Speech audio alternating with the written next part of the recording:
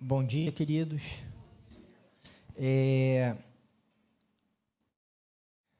A gente é fiel por qual motivo? O que nos move à fidelidade? Qual é o objetivo pelo qual a gente busca Deus?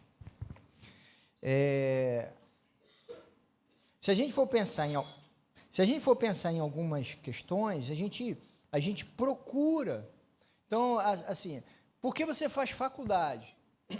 Provavelmente não é por viver a faculdade. É bom, mas não é por isso. Você faz faculdade para obter uma qualificação para exercer uma profissão, né? Tem uma finalidade para o qual você se envolve naquela atividade.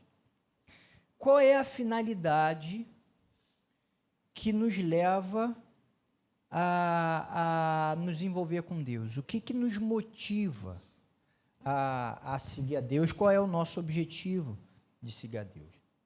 Para pensar nisso, eu convido você, né, a abrir a sua Bíblia em Lucas, capítulo 9.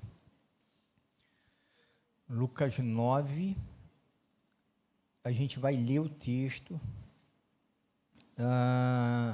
Lucas 9, a partir do 57. Olha o que diz Jesus. É um diálogo de Jesus com algumas pessoas. Quando andavam pelo caminho, Jesus e seus apóstolos, um homem lhe disse: Eu te seguirei por onde quer que fores. Jesus respondeu: As raposas têm suas tocas e as aves do céu têm seus ninhos, mas o Filho do Homem não tem onde repousar a cabeça. A outro disse: Siga-me. Mas o homem respondeu: Senhor, deixa-me ir primeiro sepultar meu pai. Jesus lhe disse: Deixe que os mortos sepultem os seus mortos. Você, porém, vá e proclame o reino de Deus.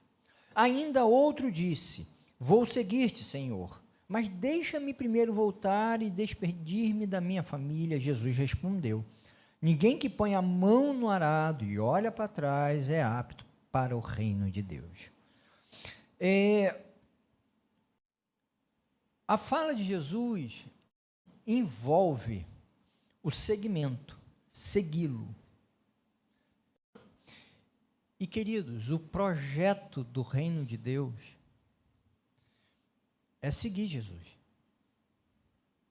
É lógico que tem uma bênção embutida nessa caminhada com Deus, que é a salvação eterna. Como diz Pedro lá na primeira carta, né, o alvo da nossa fé, a salvação. Então, tem algo que tem uma bênção que é posta lá, quando a gente morre. A vida aqui, o projeto é seguir Jesus. Toda a mensagem de Jesus incita esse segmento, esse ir atrás de Jesus. E a bênção é exatamente essa de poder caminhar. A bênção é ter para onde ir, atrás de Jesus. A bênção é poder se envolver com Jesus. Entende? Que o projeto é esse. Quando Jesus chega e eles falam assim: Jesus, vou te seguir, é porque Jesus está falando um monte de coisa cujo desafio é segui-lo. Por isso que ele fala: eu vou seguir Jesus, vou te seguir. O que Jesus está falando é um convite ao seguimento. E aí, essas pessoas colocam obstáculos muito interessantes, legítimos. Se não estivesse diante de si a prioridade maior. E a prioridade maior é seguir. É por isso que a gente tem que ter cuidado. Todos nós temos projetos pessoais. A gente faz faculdade, a gente faz curso, a gente recolhe INSS. INSS é um projeto um projeto de futuro a longuíssimo prazo, né? Previdência privada, aplicações, enfim. Isso tudo é projeto longo. A gente tem projetos pessoais. E não tem nenhum erro em ter projetos pessoais. Nenhum. O problema é quando eu penso que a minha fidelidade a Deus é para eu conseguir um bom casamento, é para eu conseguir estruturar minha família, é para conseguir um bom emprego, é para conseguir ter paz no coração, é para conseguir, porque no projeto, na perspectiva do reino, o projeto é o privilégio de seguir. E às vezes eu acho que a gente perde isso. A temporalidade do evangelho é o presente.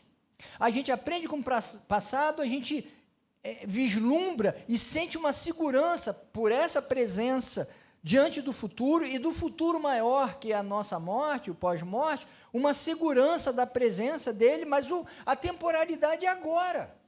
Eu sigo. E é aqui que eu usufruo da bênção de Deus. O usufruto é esse o momento de estar seguindo, de saber para onde eu vou, o que me orienta, entende? É eu ter, nos ensinos de Jesus, o mapa mental do que eu devo priorizar, e essa convivência, porque o evangelho é uma convivência. O evangelho e o reino de Deus e a proposta de Deus não é um conjunto de normas, de regras. O evangelho é um relacionar-se com Deus, numa relação aberta e propiciada por Jesus Cristo.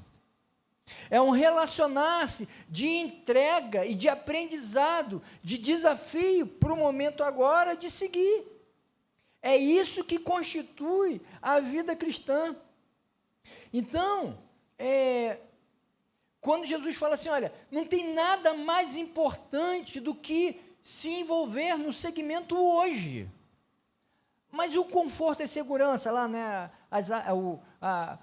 A covis, abrigo para os animais, mas eu não tenho. Mas segurança e conforto é importante, lógico que é. Basta lembrar da tempestade da quinta-feira, como que é importante a gente ter a nossa casa, né? Como é importante. Não é desfazer isso, mas comparativamente, em seguir Jesus e a segurança e o conforto, seguir Jesus. Mais importante do que as obrigações familiares e sociais, enterrar o pai, é óbvio que o pai não estava morto naquele momento, se estivesse ele não estaria seguindo Jesus, não estaria conversando com Jesus, estaria enterrando o pai. Ele está falando que ele vai esperar a morte do pai, para depois da morte do pai, seguir Jesus, que era uma obrigação familiar e social. E aí Jesus está falando o seguinte, mais importante do que as obrigações familiares e sociais, é me seguir. Não porque não sejam importantes, porque são. Porém, comparativamente, mais importante é seguir Jesus. E depois fala, deixa eu despedir da minha família. Mateus fez até festa de despedida. A questão não é se pode despedir, não pode despedir, não é regra. A questão é que para seguir Jesus, se para seguir Jesus, o vínculo de seguir Jesus é mais importante do que os demais vínculos. Não é que não sejam importantes os demais vínculos, lógico que é. Valorizemos a nossa família, os nossos amigos, isso é fundamental na vida, não é desvalorizar, porém, entre o segmento a Jesus e esses vínculos, em primeiro lugar, vem o segmento a Jesus, entende?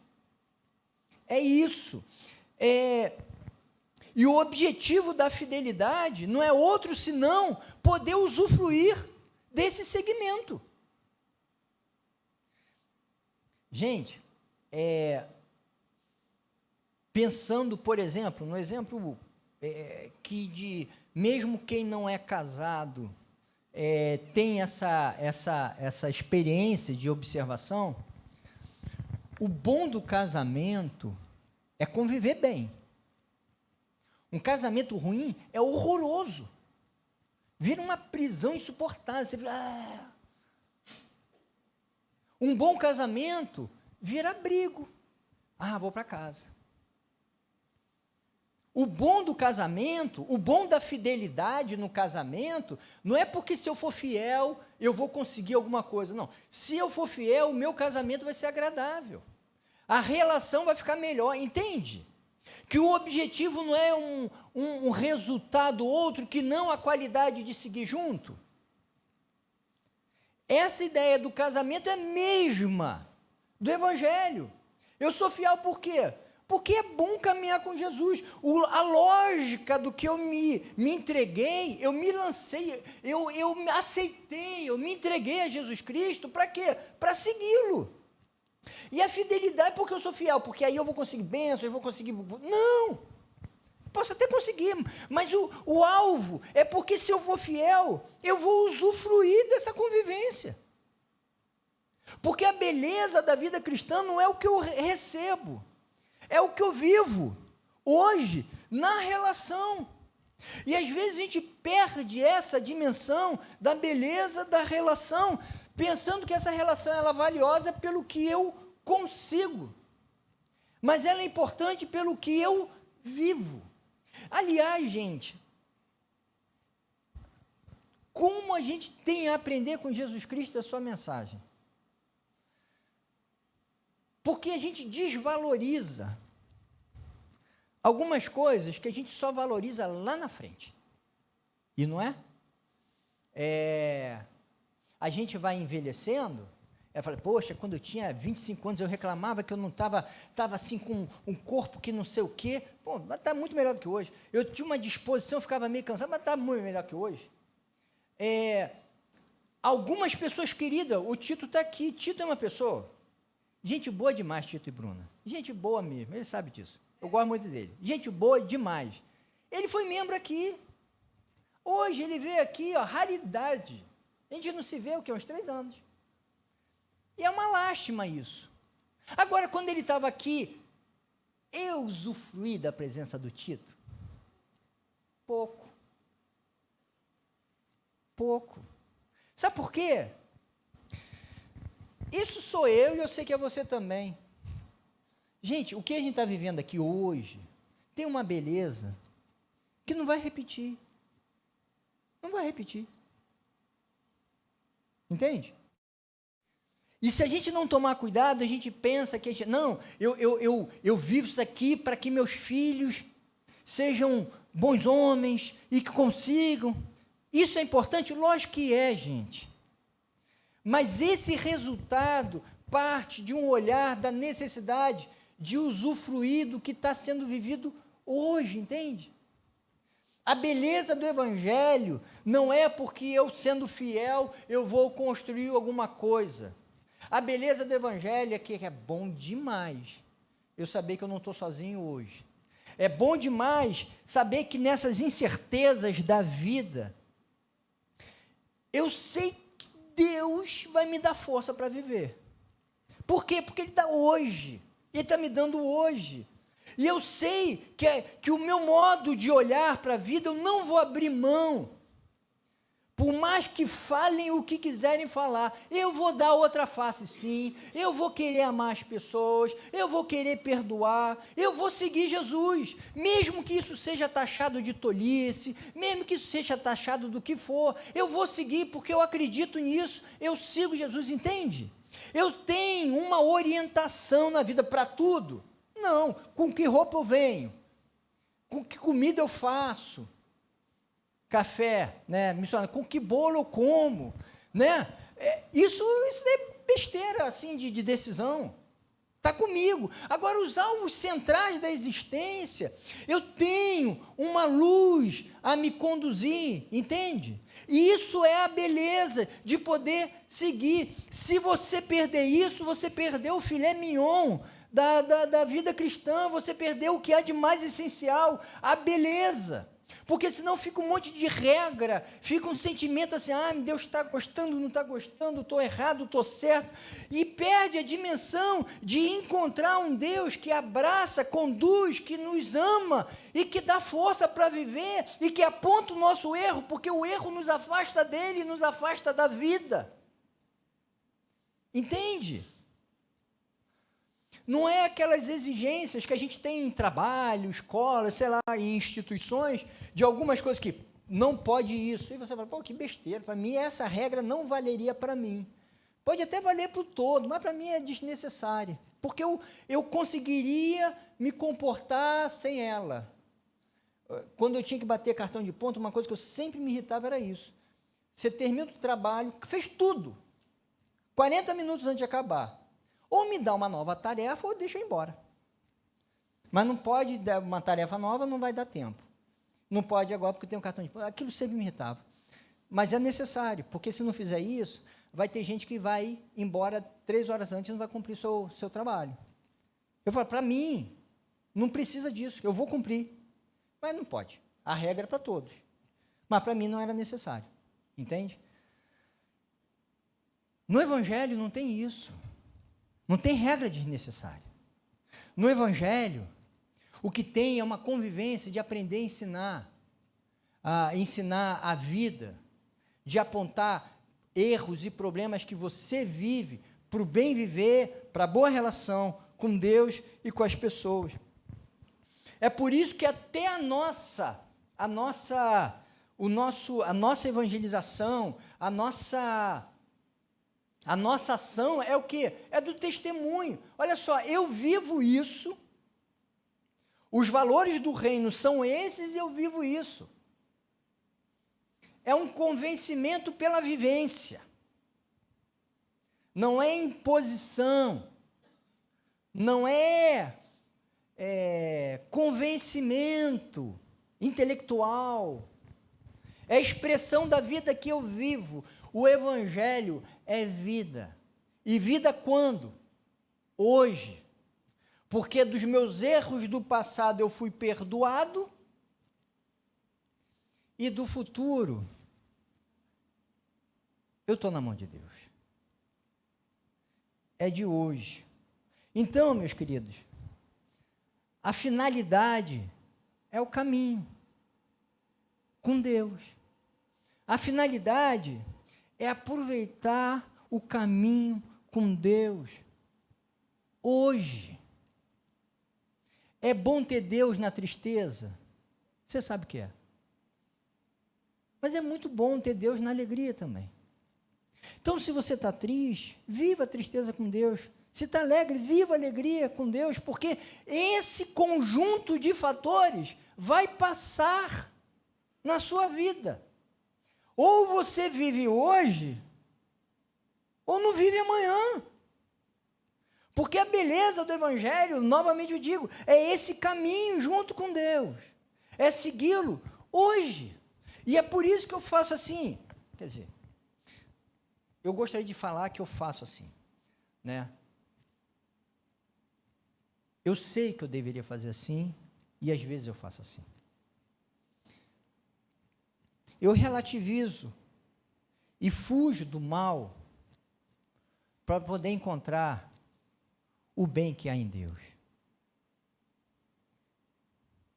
E é por isso que também, às vezes, eu consigo separar as chateações do cotidiano para olhar para minha esposa e encontrar a minha esposa, que é minha companheira de uma vida inteira.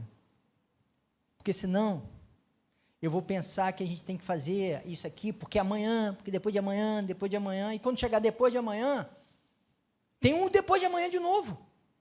E depois de amanhã de novo, tem outro, e não acaba isso nunca. E aí, quando você vê, os anos passam, e você não vive com tudo aquilo que você acredita e com as pessoas que você ama. O Evangelho é pé no chão. É olhar para a vida e falar assim, Deus, obrigado. Não porque está perfeito, nunca está. Não porque eu estou pleno, nunca estou. Mas eu te agradeço porque eu estou vivendo isso aqui, Deus. E aí eu olho para o lado e valorizo o que eu estou vivendo, junto com Deus, junto com o que eu tenho. Porque o convite de Jesus não é para chegar lá, é para viver aqui. Tendo como aquele que está à frente, Jesus Cristo. Olhando para Ele em gratidão, em aprendizado, em seguimento. Portanto, a beleza do Evangelho é aprender a usufruir o caminho. Quem busca os resultados perde o mais precioso do Evangelho e da vida. Quando eu olho, minha faculdade foi um cansaço danado, que eu trabalhava por plantão, fazia a faculdade no Rio, trabalhava aqui em Niterói, e no final eu tinha mais outros 2 trabalhos. Eu trabalhava o dia inteiro, estudava o dia inteiro, e eu não via a hora de terminar a faculdade. Mas foi tão bom aquele momento de convívio que eu perdi um pouco daquilo. Por essa negócio, quero acabar logo. Mas uma coisa eu fiz, eu não me arrependo. Eu estudava ali na Urca, né? Praia Vermelha. E eu ia e voltava de ônibus, mas normalmente eu ia meio que dormindo, mas na volta eu ia acordado. E aí, eu ia lendo ou dormindo, era sempre assim. Mas né, eu normalmente estava lendo, porque ainda estava no começo do caminho. Aí, quando chegava no aterro, eu falava assim, agora não. Agora eu olho. Aí eu virava para o lado, ou se estava em pé, ficava para lá. Eu já me posicionava para essa posição. E eu passava o aterro todo olhando. E eu pensava assim, um dia eu não vou viver mais isso aqui. Mas hoje eu estou vivendo. E ninguém vai tirar de mim olhar para essa paisagem bonita.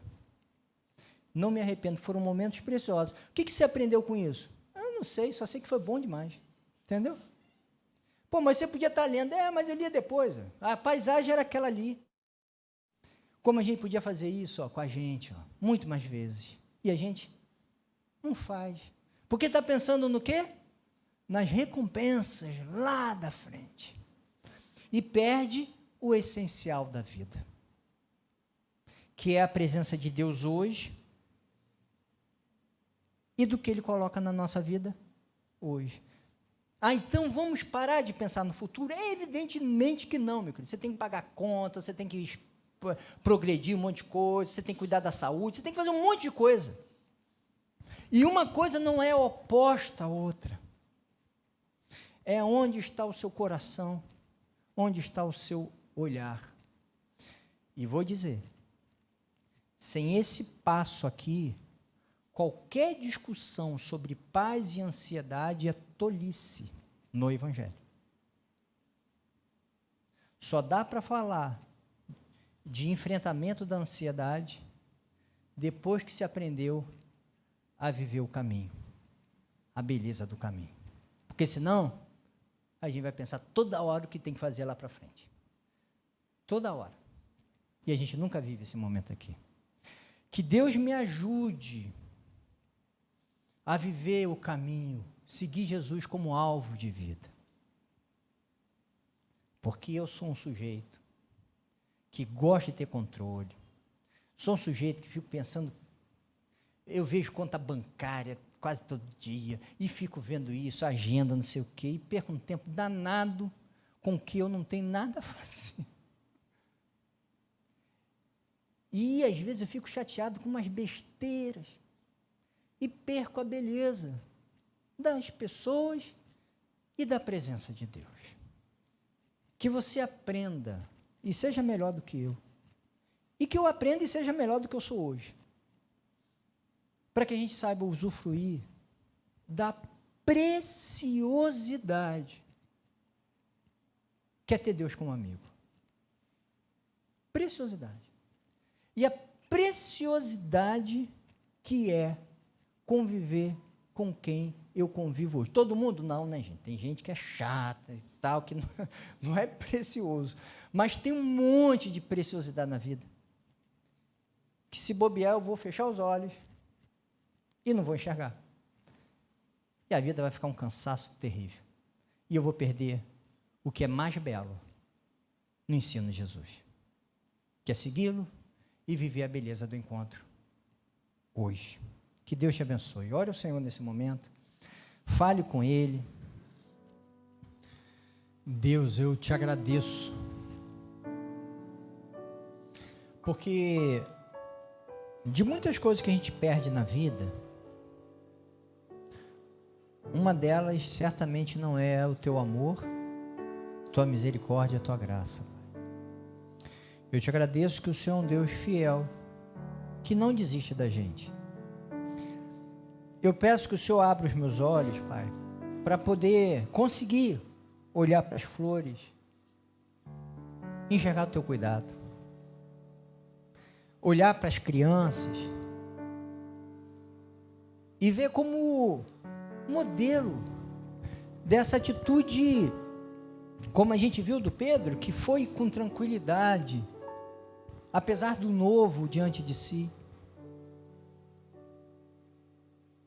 na certeza do cuidado dos pais e do ambiente seguro que eles colocaram. Que haja, Pai, em nós essa paz de ter o Senhor como amigo e como aquele que conduz, e que a gente deseje isso, Pai. Eu peço a Tua bênção na vida de cada um, orienta cada um e nos leva, Pai, a uma postura de fidelidade, pela beleza do encontro. Ajuda cada um a valorizar as preciosidades que tem diante de si. Dá sabedoria para se afastar do mal, mas para se aproximar do bem. E aproximando do bem, viver o que há de tão bonito hoje que o Senhor nos dá. Louvado seja o Senhor, Pai. Amém, Deus.